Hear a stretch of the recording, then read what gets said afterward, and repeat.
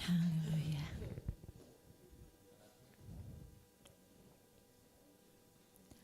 Shalom Bapak Ibu yang dikasihi Tuhan. Haleluya. Kita boleh kembali ke rumah Tuhan saat pagi hari ini. Bukan di hari yang biasa, amin Bapak Ibu. Di hari Jumat, hari di mana kita boleh memperingati hari kematian Tuhan. Hari pengorbanan seorang juru selamat yang begitu mengasihi kita, yang begitu menyayangi kita, memberikan nyawanya pengganti hidup kita, amin. Sebab Dia yang telah rela mengorbankan nyawanya, penyakit kita yang ditanggungnya, kesengsaraan kita yang dipikulnya, padahal Dia seorang raja, Dia seorang Allah yang hidup, Dia seorang juru selamat, penguasa isi dunia di bumi maupun di sorga, amin. Saat pagi hari mari kita berikan tepuk tangan kemuliaan buat Tuhan Yesus yang luar biasa. Kasih-Nya tercurah untukku, untukmu, untuk kita semua, amin. Kita sama-sama siapkan hati kita pada saat pagi hari ini. Kita mau menyembah Tuhan, kita mau mengagungkan Tuhan, kita memuliakan Yesus, Raja di atas segala raja. Haleluya Yesus.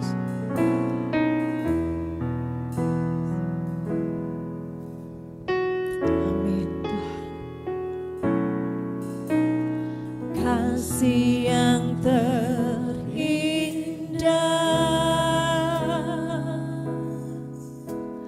hati yang mulia,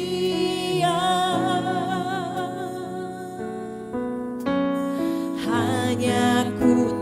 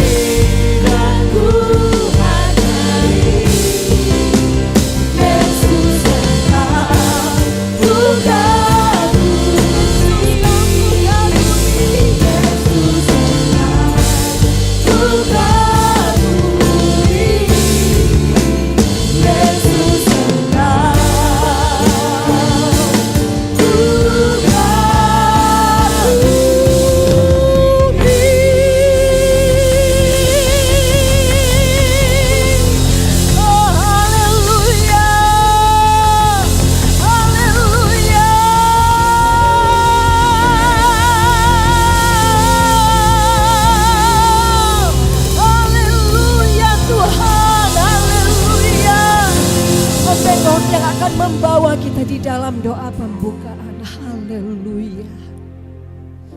Terima kasih Tuhan. Amin. Haleluya Ramas. Haleluya Ramasakanundas. Oh haleluya Ramandakas. Inilah pengakuan kami di hadapan-Mu Bapa. Engkau begitu mengasihi kami Tuhan. Menjadi perenungan kami pagi ini Tuhan. Terima kasih atas pengorbanan-Mu Yesus di kayu salib. Sehingga kami boleh menikmati sukacita damai sejahtera yang datang daripada Engkau Tuhan. Terima kasih atas kebaikan Tuhan yang tak pernah habis-habis di dalam kehidupan kami Bapa. Biarlah pagi ini ibadah kami pada Jumat Agung ini Tuhan menjadi perenungan kami Tuhan, bahwa Engkau-lah segala-galanya dalam hidup kami Tuhan. Berkati ibadah kami pagi ini Tuhan. Mari Roh Kudus turun pagi ini untuk menjamah setiap kehidupan kami Tuhan. Sehingga ibadah kami bukan ibadah yang biasa-biasa Tuhan. Ibadah yang diberkati oleh Tuhan. Yang sakit disembuhkan, yang susah dihiburkan, bahkan yang lemah dikuatkan Tuhan. Sebab kami percaya pengurapan Tuhan nyata pagi ini lewat ibadah kami Bapa. Terima kasih Bapa, kami serahkan ibadah kami pagi ini ke dalam tangan-Mu yang kudus itu Bapa. Di dalam nama Tuhan Yesus Kristus kami berdoa. Haleluya. Amin. Amin. Haleluya. Mari kita berikan tepuk tangan dan kemuliaan buat Tuhan Yesus kita. Haleluya, Dia Allah yang dahsyat. Bapak Ibu, saat pagi hari ini mari berikan salam kepada kiri dan kanan. Mau katakan, Dia Yesus yang hidup. Amin. Dia berkuasa, Dia dahsyat, Dia ajaib, Dia mulia. Haleluya, haleluya. Saat pagi hari ini kita mau menyatakan bukti kasih Tuhan. Silakan duduk Bapak yang mau dikasihi Tuhan. Dengan ungkapan kata yang berasal dari dalam hati kita, kita mau nyatakan terima kasih Tuhan. Engkau Allah yang sangat baik bagiku di dalam hidupku. Haleluya.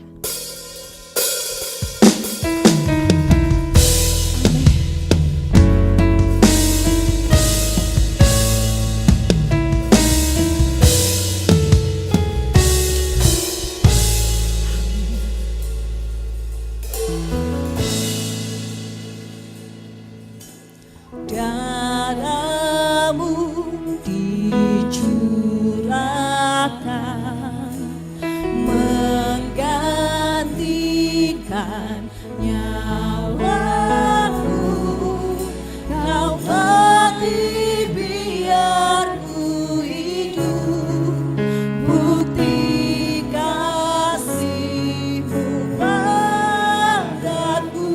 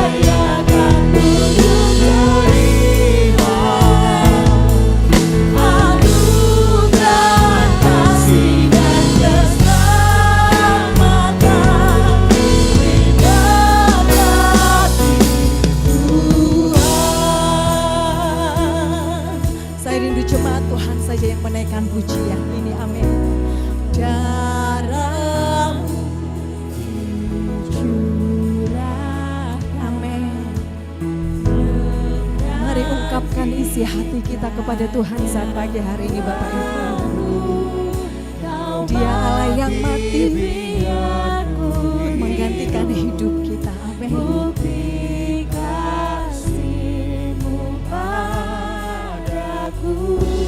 Tiada kata Tuhan, tiada kata yang dapat amin.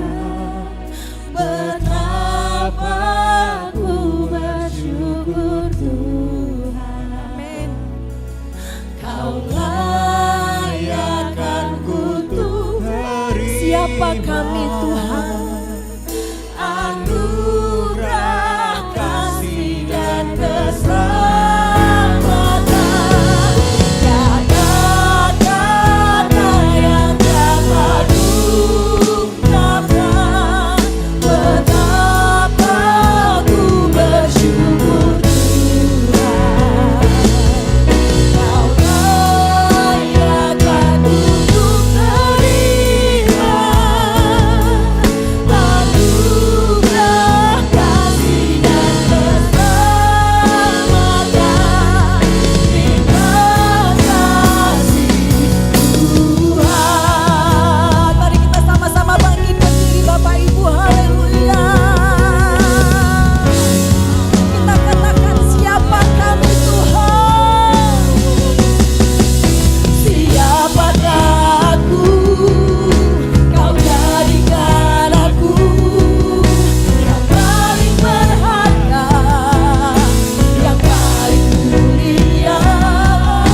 Dan bila ku hidup, biar untuk kemuliaan namamu selamanya. Tiada kata yang dapat ungkapkan betapa ku bersyukur Tuhan. Kau layakkan kutuk terima anugerah kasih dan keselamatan. Tiada kata yang dapat ungkapkan betapa ku bersyukur Tuhan. Kau layakkan kutuk terima anugerah kasih dan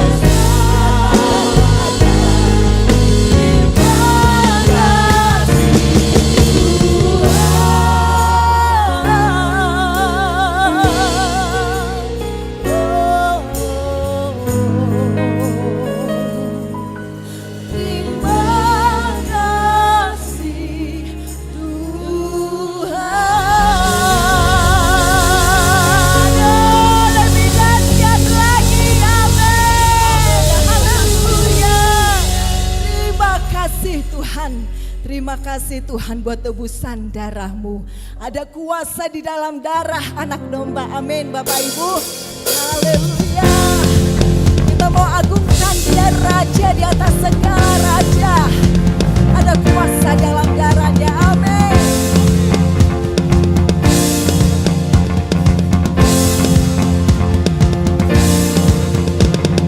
Maukah kau terlepas dari dosa? Karena berkuasa dengan keselamatanmu berharga. Darah domba Allah bertuhan. Maukah kau terlepas? Maukah kau terlepas dari dosa?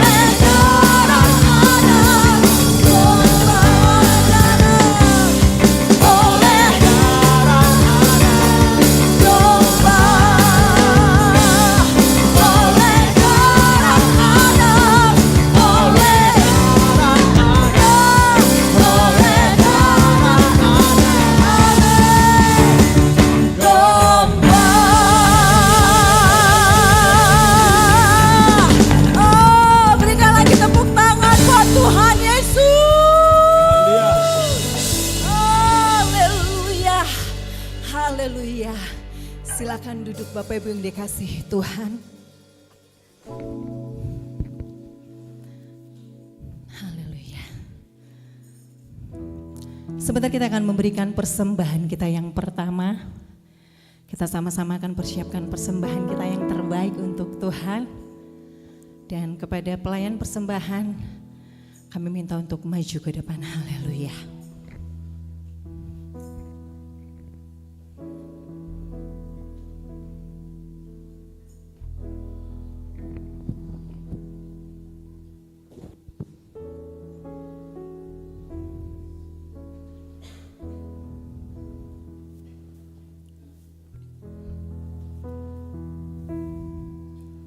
Persiapkan persembahan yang terbaik Bapak Ibu. Kita mau membalas kasih cinta Tuhan, amin. Haleluya.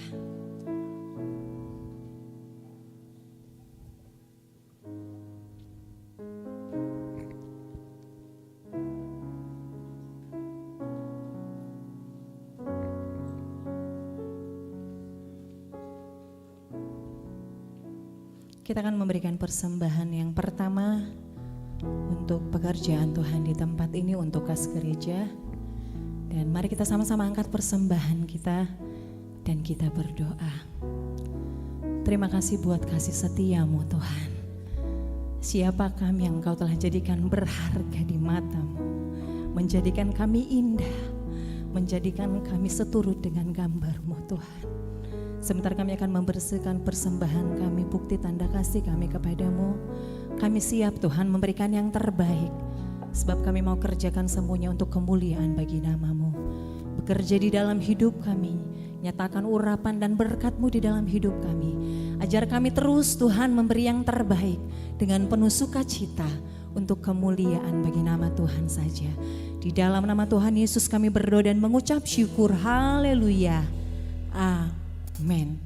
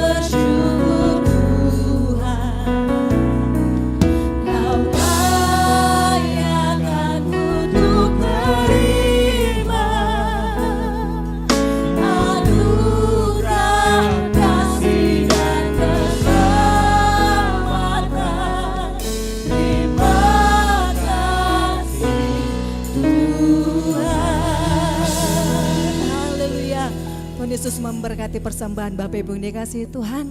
Dan kita akan masuk lebih dalam lagi di dalam hadirat Tuhan saat pagi hari ini. Kita mau bersyukur kepada Tuhan, pada Allah yang kudus, sebab Dia berikan anaknya yang tunggal di dalam hidup kita. Dengan kasih Kristus saya undang kita sama-sama bangkit berdiri. Kita mau raih hadirat Tuhan lebih dalam lagi saat pagi hari ini. Haleluya.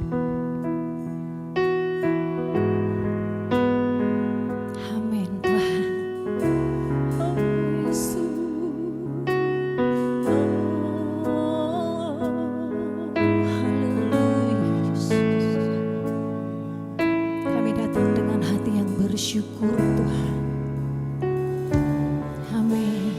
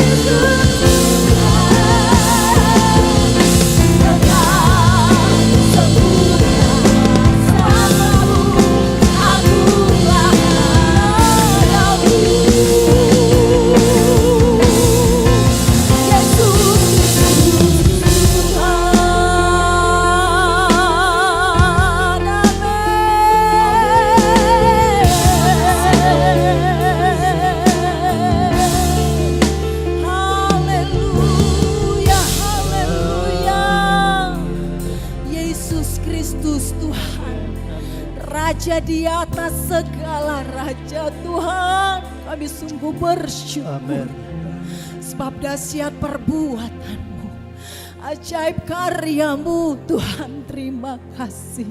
Terima kasih. Amin Tuhan. Haleluya, haleluya.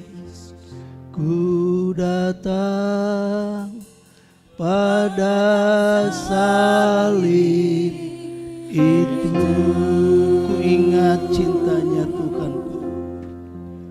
Ku ingat cintanya Tuhanku. Ya ku jatuh pada salibnya. Amin. Sana ku dapat ampun dosa. Sekali lagi katakan, ku datang, ku datang pada salib itu. Amin. Yesus, terima kasih. Ku ingat cintanya Tuhanku. Haleluya. Ya ku jatuh pada salibnya. Terima kasih Tuhan. Sana ku dapat ampun dosa. Terima kasih Tuhan Yesus. Di kesempatan ibadah ini kami memperingati pengorbanan-Mu di kayu salib. Kami memperingati pengorbanan-Mu Tuhan untuk menghapus segala dosa, salah, pelanggaran kami. Kami bersyukur buat pengorbanan-Mu. Sebab itu kami sudah menaikkan pujian penyembahan. Kami percaya menjadi dupa yang harum di hadapan-Mu. Tiba saatnya kami akan masuk firman-Mu Tuhan. Tanpa firman-Mu kami tak mampu Tuhan. Tanpa firman-Mu kami tak siap melangkah di dunia yang gelap ini. Tapi kami bersyukur punya firman yang menguatkan kami. Urapi hamba-Mu dengan hikmat-Mu Tuhan, berkata-katakan firman-Mu. Dan dengan pengurapan-Mu Engkau menguraikan firman-Mu Tuhan. Kami buka hati bagi firman-Mu. Dan kami siap mendengar dan melakukannya. Urapi kami semua dalam nama Yesus. Semua kita percaya katakan amin. Puji Tuhan, silakan duduk. Ya.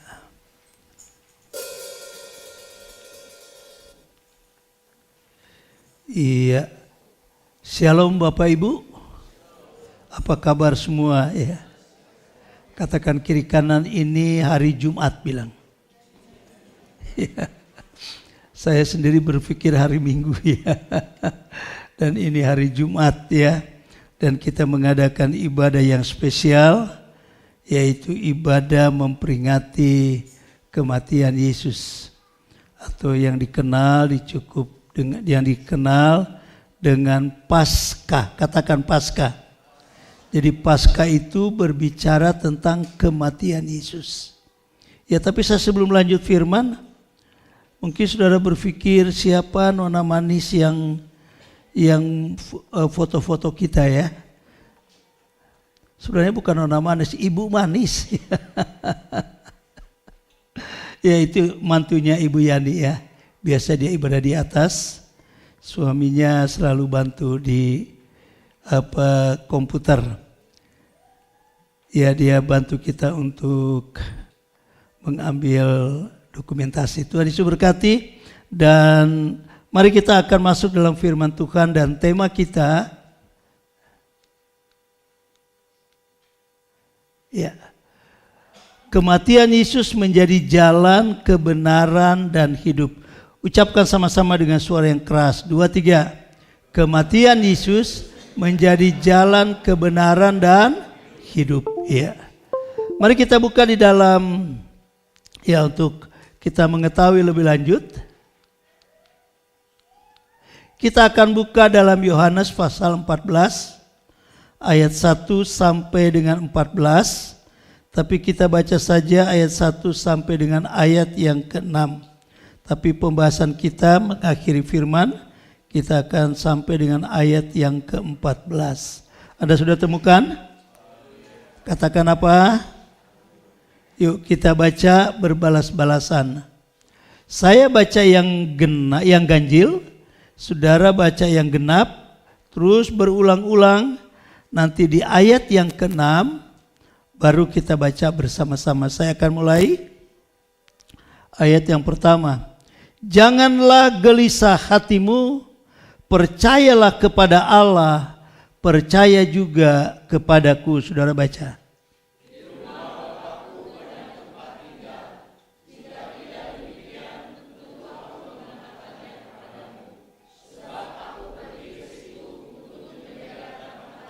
Ya.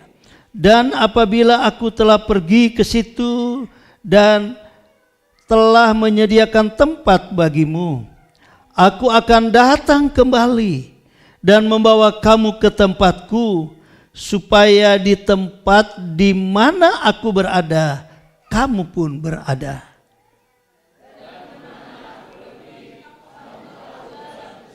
Kata Thomas kepadanya, Tuhan, kami tidak tahu kemana engkau pergi. Jadi bagaimana kami tahu jalan ke situ sama-sama? Kata Yesus kepadanya, Akulah jalan dan kebenaran dan hidup. Tidak ada seorang pun yang datang kepada Bapa kalau tidak melalui aku. Katakan apa? Ya, silakan duduk. Ya. Tema kita, saudaraku, kematian Yesus menjadi jalan kebenaran dan hidup. Nah, saya uraikan singkat, saudaraku, tentang apa yang kita baca, ya. Yang kita baca ini adalah dialog Yesus dengan murid-muridnya tentang kematian pribadi Yesus. Yesus sedang menceritakan kepada murid-muridnya bagaimana sebentar dia akan mati. Ya. Tentu kaget murid-muridnya, kok kenapa Yesus harus mati? Tapi itulah jalan untuk dia menjadi jalan kebenaran dan hidup. Dan kita temukan dalam ayat 1 dan 3 kita sudah baca tadi, bahwa Yesus mati untuk pergi menyediakan tempat. Ya. Menyediakan tempat, yaitu tempat itu adalah sorga. Jadi Yesus mati untuk menyediakan tempat di sorga bagi yang percaya kepadanya, bagi saudara dan saya. Ini luar biasa. Ya. Nah, pertanyaan yang kita akan uraikan pada pagi ini, bagaimana cara jalan menuju ke sana? Ya. Bagaimana cara untuk masuk ke sorga yang indah itu? Mari kita melihat dalam ayat yang ke-6 tadi yang kita sudah baca, ya. Kita lihat dalam ayat yang ke-6. Dan inilah caranya. Coba kita mengulang kembali bagaimana caranya. Yohanes 14 ayat 6 kita baca sama-sama lagi. Kita sudah kenal akan ayat ini. 2, 3. Kata Yesus kepadanya, ada dua, sorga atau neraka. Ya. Tentu kita tidak mau masuk neraka, bukan? Kita rindu masuk ke sorga. Nah, jalan untuk masuk ke sana kita sudah baca firman Allah, ya. Caranya adalah apa, saudaraku? Melalui Yesus. Enggak ada jalan lain. Enggak ada jalan lain untuk menuju ke sorga. Katakan, tidak ada jalan lain ke sorga kecuali melalui Yesus. Ucapkan sama-sama, kecuali melalui Yesus. 2, 3. Katakan kiri kanan, kecuali melalui Yesus. Ini penting, ya. Kita sudah kenal ayat ini. Tapi saya ingin dibawa kembali untuk lebih kita diingatkan kembali. Karena kita memperingati berarti mengingatkan kembali pengorbanan Yesus. Apa tujuan pengorbanan Yesus? Nah, melalui ini kita temukan kematian Yesus menjadi jalan. Jalan itu dikatakan adalah jalan kebenaran. Jalan itu dikatakan adalah jalan yang hidup untuk masuk ke sorga. Jadi nggak ada jalan lain ya. Ini diingatkan kembali, nggak ada jalan lain. Sebab itu ini penting sekali saudaraku. Kita kenal bahwa tidak ada jalan lain menuju ke sorga selain melalui Yesus ya. Bukan melalui perbuatan yang baik ya. Perbuatan baik penting, tapi bukan itu yang membawa kita ke sorga. Ingat, ini doktrin ini penting ya buat kita sebagai anak-anak Tuhan ya. Perbuatan baik, tetapi itu bukan jaminan kita menuju ke sorga. Di dalam Yesus pasti orang akan berbuat lebih baik lagi, amin. Perbuatan baik tidak menuju ke sorga, tapi orang Kristen harus lebih lagi untuk berbuat baik. Ya. Memang perbuatan baik bukan sarana untuk kita ke sorga, bukan. Tetapi orang Kristen harus lebih lagi berbuat baik. Kalau kita hanya berpegang kepada perbuatan baik menuju selamat, ya, firman Allah katakan, apalah artinya orang yang tidak percaya juga bisa melakukan perbuatan yang baik, ya. Perbuatan baik bukan tidak penting, penting saudaraku. Sebab itu firman Allah berkata ketika kita masuk dalam penghakiman akhir setelah kita tinggalkan dunia ini, yang kita bawa adalah perbuatan kita. Yang kita bawa. Jadi anak Tuhan tidak lepas dari harus berbuat baik, tapi perbuatan baiknya harus lebih lagi dari orang-orang yang berbuat baik. Yang setuju katakan amin. Jadi untuk menuju ke sorga hanya melalui Yesus, ya. Katakan melalui Yesus. Bukan melalui harta, kekayaan, kedudukan, bukan. Kita pasti kaget ya. Saya ingat kampung halaman ketika kemarin gempa bumi 7, berapa? 7,6 itu melanda Sulawesi Utara. Coba bisa bayangkan 7,6. Ya. Runtuh satu kota, saudaraku. Ya. Waktu tsunami di Aceh itu hampir 8, 7 lebih juga. Hampir 1 pulau hampir habis. Ya. 7,6 luar biasa. Getarnya sampai ke Maluku, sampai ke pulau-pulau sekitar. Ya. Ada yang runtuh. Ya.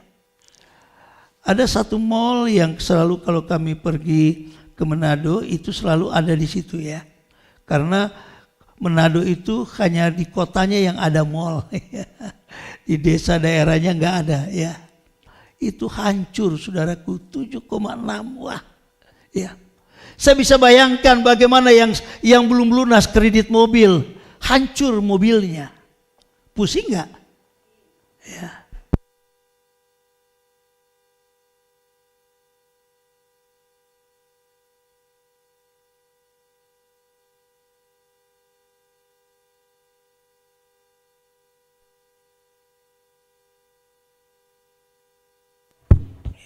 Harta tidak menjamin. Katakan harta tidak menjamin.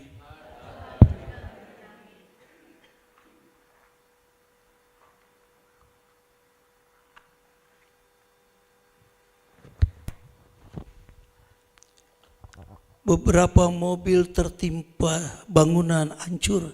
Saya bisa bayangkan saudaraku. Kalau dia kredit, aduh kasihan amat ya. Beli rumah, lalu kredit, rumahnya ambruk. Ya. Nggak ada istilah langsung lunas, nggak ada. Ya. Waktu kita masa COVID, saudaraku, tidak ada yang kredit itu lunas oleh pemerintah, betul? Yang ada hanya ditunda pembayarannya, tapi tetap harus bayar. Nggak usah kita berpikir jauh dulu saudaraku. Kita lihat di sekitar yang saya ucapkan tadi. Itu tidak jaminan. Sebab itu firman Allah katakan, jalan kematian Yesuslah yang membawa kita ke sorga. Yesus harus menderita sampai di kayu salib. Baru dia dikatakan dia menjadi jalan sampai ke sorga. Ini penting saudaraku. Saya ingin tekankan lagi berulang-ulang. Natal kita rayakan peristiwa apa? Kelahiran Yesus. Di situ dikatakan bahwa dia lahir akan menjadi juru selamat dunia.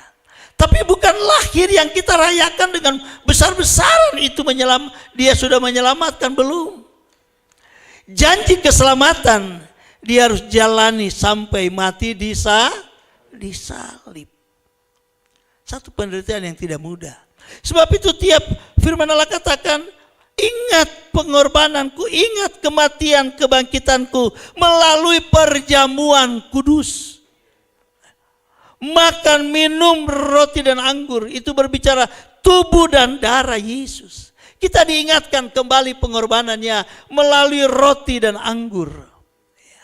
Supaya kita tahu betapa luar biasa penderitaan Yesus untuk membawa saudara dan saya menuju ke sorga. Katakan kiri kanan, jangan lepaskan Yesus.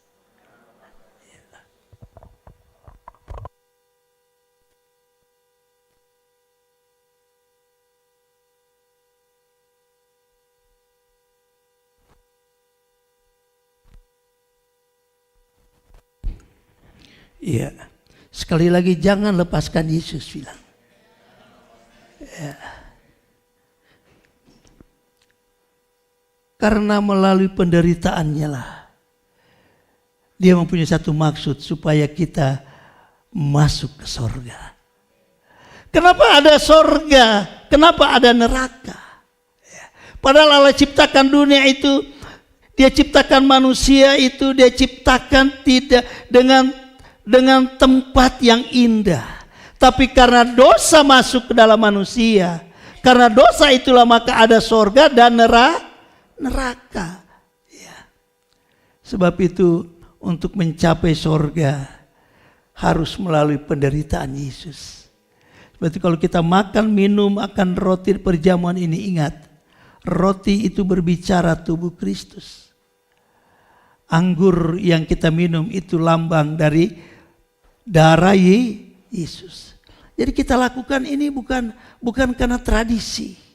Firman Tuhan kalau katakan, lakukanlah itu setiap kali sebagai tanda peringatan akan kematian dan kebangkitannya. Jadi penting sekali kita hargai perjamuan kudus.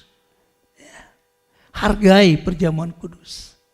Karena melalui perjamuan inilah kita dibawa untuk mengingat pengorbanan Yesus. Kita maju terus saudaraku.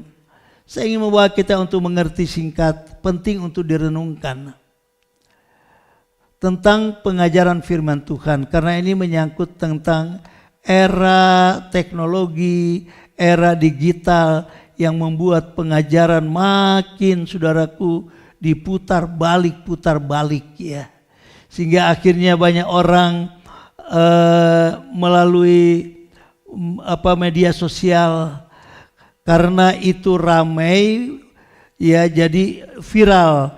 Karena sekarang orang bukan lagi melihat kebenaran itu adalah benar, tapi mana yang viral, yang tidak benar jadi benar ya. Tidak benar, tapi karena dia viral, akhirnya orang sekarang ditentukan oleh viralnya apa yang terjadi sekarang. Ya. Termasuk dengan pengajaran firman. Nah saudaraku, firman Tuhan ajarkan buat kita dari Kejadian sampai Wahyu. Akhir dari kitab Wahyu pasal 22, Kita nggak usah baca, nanti sudah baca di rumah. 18 sampai 19 menutup Alkitab. Perjanjian baru, lama dan baru. Firman Tuhan katakan, pengajar firman jangan ditambah dan dikurangi. Jadi firman ini isinya jangan ditambah, jangan dikurangi. Betapa penting kita menghargai Alkitab kita, betapa penting kita hargai firman Tuhan ini. Ya. Sebab itu kalau ibadah bawalah Alkitab. Ya. Coba lihat kiri kanan bawa Alkitab enggak? Ya. Jangan saudara pikir ada handphone. Saya enggak yakin. Saudara buka Alkitab di handphone. Saya enggak terlalu yakin kalau saudara enggak terganggu dengan iklan-iklan yang tidak bagus. Ya. Lihat aja dari sini kan kelihatan yang melihat handphone senyum-senyum. Saya khotbah saudara senyum-senyum. Ya. Kelihatan. Teknologi sekarang, saudaraku, yang kita tidak sadari, mulai meruntuhkan iman anak-anak Tuhan. Jadi sekarang mereka sudah mulai saudaraku percaya kepada apa yang ada di genggaman tangan dari apa yang ada isi dari firman Tuhan. Nah, yang saya ingin sampaikan saudaraku tentang kematian, kebangkitan Yesus. Pengajaran jangan ditambah, yaitu tentang Yesus mati. Yesus mati itu menunjuk kepada kemanusiaannya. Artinya apa? Yesus sebagai manusia 100%. Tapi dia bukan hanya berhenti sebagai manusia. Sekarang sebab banyak pengajaran dikatakan Yesus itu bukan Allah. Yesus itu manusia, manusia biasa. Ya. Ini sekarang lagi ramai saudaraku. Di dunia kekristenan sedang digoncang pengajaran tentang peristiwa kematian Yesus. Ya. Yesus mati ya. Tapi ingat, firman Allah katakan pada hari keberapa dia bangkit? Hari ketiga dia bangkit. Dan itu berbicara apa saudaraku? Berbicara tentang kealahannya. Jadi Yesus sebagai manusia iya 100%. Tapi dia tidak mati selamanya. Pada hari yang ketiga dia bangkit. Dan ketika dia bangkit, itulah berbicara tentang kealahannya. Sebab itu Yesus adalah Allah 100%. Amin. Sebab itu kita harus percaya tentang pengajaran Tritunggal. Memang perlu ini disampaikan, tapi saya sedang mempelajari bagaimana mempersingkat supaya mudah dimengerti. Ya. Sebab sudah mulai banyak luntur pengajaran-pengajaran tentang Yesus. Orang sudah mulai membawa cerita tentang Yesus. Yesus manusia biasa. Yesus manusia biasa yang bisa melakukan tanda-tanda ajaib. Seperti orang sihir juga bisa melakukannya. Seperti pesulap juga bisa melakukannya. Saudaraku, tapi buat kita anak Tuhan, khususnya jemaat Hosana, kita tahu Yesus manusia 100%. Dia juga Allah 100%. Nah, sebab itu saudaraku, dari Yohanes yang kita baca tadi, kita sudah lihat bahwa bagaimana cerita dialog Yesus dengan murid-muridnya. Yesus berkata tentang kenapa dia harus mati, menyediakan tempat bagi orang-orang percaya, menyediakan sorga bagi saudara dan saya. Yang setuju katakan amin. Dan jalan menuju sorga itu melalui Yesus. Tapi proses Yesus membawa kita menuju sorga, dia harus melalui proses penderitaan. Ini penting. Dia harus menderita. Tetapi kita tidak berhenti dalam penderitaan. Ternyata ada berkat bagi siapa yang percaya Yesus yang mati di salib. Amin. Ada berkat. Banyak pengajaran yang mengatakan bahwa yang mati itu bukan Yesus, diganti dengan orang lain. Ya. Itu sudah berlaku dari zaman dulu. Ketika Yesus dikubur, lalu ketika Yesus bangkit, lalu disuaplah penjaga-penjaga. Katakan bahwa yang mati itu bukan Yesus, penggantinya. Dan buat kita tidak ada yang mengganti Yesus, kecuali pribadi Yesus sendiri. Amin. Ya. Dan saya ingin lebih menekankan berkat, ya. Tadi kisah singkat tentang kematian Yesus. Tujuannya dia membawa kita menuju ke sorga. Waduh, luar biasa saudaraku. Jadi jangan takut sebagai anak Tuhan, ya. Masuk sorga itu kalau kita sungguh-sungguh dengan Yesus, ya. Tapi jangan cepat-cepat jangan cepat-cepat saudara mau mati supaya masuk sorga. Bunuh diri nggak masuk sorga, saudaraku, ya. Saya waktu karena saya sebagai biro penggembalaan, saya sedang keliling itu Jawa Barat untuk mensosialisasikan doktrin gereja, dan saya salah satunya tentang BPJS untuk gembala-gembala, ya. Jadi saya harus arahkan gembala-gembala bagaimana mereka harus melayani Tuhan dengan sungguh-sungguh. Jadi jadilah hamba Tuhan yang matinya mati normal. Sudah ngerti maksud saya? Sebab ada yang mati normal, ada yang enggak. Sebab banyak juga gembala stres, saudaraku. Dia naik tingkat 6 lalu jatuh. Menjatuhkan diri. Setelah masuk menjatuhkan diri, dia mati. Nah, ketika mati itulah mati tidak normal. Masuk surga enggak? Enggak. Ya. Jadi kita sebagai anak-anak Tuhan, ya, kita harus mengikuti proses percaya Yesus dengan sungguh-sungguh. Yesus yang mati dan bangkit. Dia mati, bangkit, membawa kita menuju ke sorga. Yang setuju katakan amin. Nah, kita lihat berkatnya, saudaraku. Saya tidak lama berbicara di persoalan kematian, tapi ada berkat. Saudara dan saya yang percaya Yesus yang mati dan bangkit. Katakan kiri kanan, ada berkat buat yang setia kepada Yesus. Katakan. Ya. Saudara mau berkat? Mau berkat? Aminnya cepat ya. Mau menderita?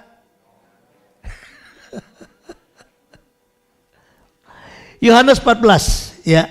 Ayat 13 sampai 14. Ya, ini dia. Kita baca sama-sama. Ya, sudah ada di sini ya. Di sini aja kita baca. Yohanes 14, 13 sampai 14 berbicara tentang berkat. Yesus mati di salib. Ada berkat buat orang yang percaya. Ya. Mari kita akan baca ayat 13 dan 14. Sama-sama. 2, 3. Dan apa juga yang kamu minta dalam namaku, aku akan melakukannya, supaya Bapa dipermuliakan di dalam Anak. 14. Jika kamu meminta sesuatu kepadaku dalam namaku, aku akan melakukannya. Berkatnya apa, saudaraku? Berkatnya apa? Ya. Kalau kita sungguh-sungguh percaya pada Yesus, berkatnya ya kita lihat, Yesus memberi jaminan atas segala yang kita butuhkan dalam kehidupan kita. Kok aminnya enggak adaan? Sudah percaya Yesus jaminan kebutuhan kita? Percaya saudara Yesus menjamin keperluan kita? Iya. Yang di atas? Ya, amin, amin, amin, amin. Nggak ada yang main HP kan?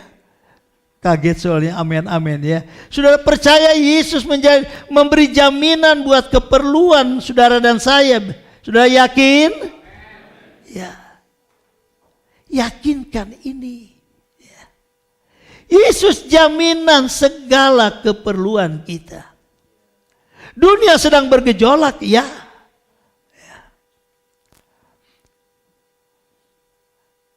Kita nggak tahu berapa lama pemerintah kita mampu mempertahankan subsidi BBM. Ya. Negara-negara lain sudah kewalahan, saudaraku. Tapi Indonesia masih mempertahankan subsidi BBM. Ya. Di luar negeri, apalagi Eropa, sudah parah dengan harga minyak. Karena perang yang ada di Iran, Irak. Perang, saudaraku, di Iran. Memang dunia semakin hari semakin sulit. Tapi bagi orang yang percaya Tuhan, ada jaminan Tuhan tolong. Amin. Dia berkata, apa juga yang kamu minta dalam namaku, aku akan melakukannya. Minta di dalam nama Yesus.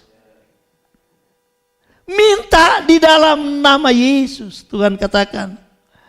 Lalu ayat 14, jika kamu meminta sesuatu kepadaku dalam namaku, aku akan melakukannya. Dunia boleh bergejolak, tetapi anak Tuhan ada jaminan. Ya. Di tengah-tengah, saudaraku, di Sulawesi Utara terjadi gempa yang besar. Banyak anak-anak Tuhan pasti yang mengalami kesulitan.